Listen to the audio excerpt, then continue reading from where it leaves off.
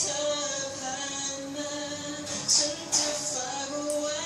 อยู่กับเพื่อนด้วยท้องฟ้า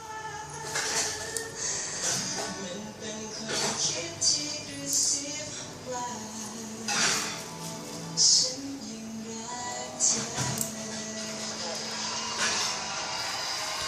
ถึงแม้โค้ชจะไม่ผ่านจากเวทีไลฟ์ออดิชั่นยุคเสียดายสุดๆไว้กับโค้ชทุกคน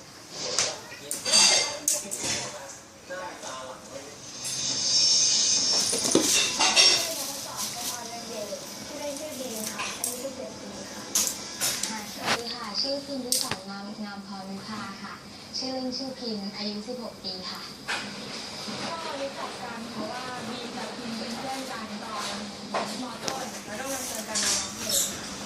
งก็เวลาซ้อมนะคะก็ส่วนใหญ่จะเล่นอะไรอย่างเงี้ยแล้วก็แบบต้องคอยคุมว่าเอาไอ้ตัวแสบมาเหรอ มี